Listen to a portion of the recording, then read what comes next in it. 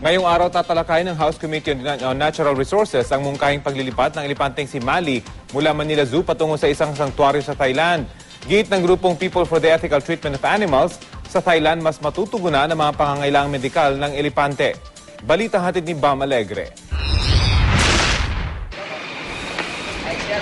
Ang elepanteng si Mali ang bumubungad sa bawat taong pumapasok sa Manila Zoo sa loob ng mahigit 3 kalahating dekada. Pero sa nakaraang mga taon, dumagundong din ang mga panawagan na ilipat si Mali sa isang elephant sanctuary sa Thailand. Dito raw malayang makakahalubilo ni Mali ang iba pang mga elepante. Katakdang talakayin ng House Committee on Natural Resources ang planong ilipat si Mali.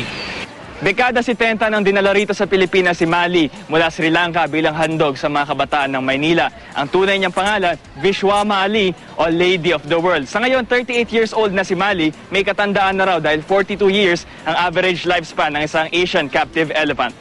Dahil dun sa kanyang edad, napakahirap i-assure nyo yung kanyang safe trip papunta sa kahit sang sanctuary. Hindi pa po siya nabibigyan ng kahit anong sedative o anesthetic. Kung bibigyan po siya ngayon dahil po nagwawala siya doon sa buong trip niya, hindi po natin alam ang epekto na mga gamot na ibibigay sa kanya. Ang grupong PETA o People for the Ethical Treatment of Animals masugid ang kampanya para mailipat na si Mali. Sa isang elephant sanctuary lang daw matutugunan ang pangangailangang medikal ng isang elepante. Sa pagsusuri ng PETA kay Mali, napansin nila may iniinda ito sa kanyang talampakan. Sintomas din daw ng arthritis ang madalas na pag-angat ni Mali ng kanyang paa.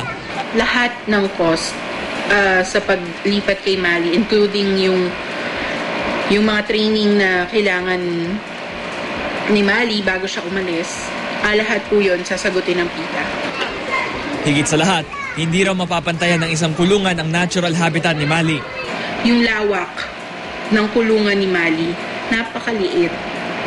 Yung buong Manila Zoo, maliit nga lang yun. Tapos isang maliit na parte lang yun ng kulungan ni Mali. Konkreto pa.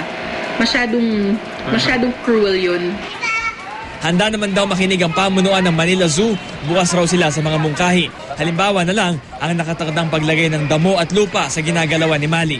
There's a big difference between being alone and being lonely po. Dahil pwede ka nag-iisa, ngunit kung may nag-aalaga sa'yo, may nagmamahal sa'yo, nagbibigay po sa inyo ng pagkain, shelter, tubig at lahat, hindi po siya pwedeng alone.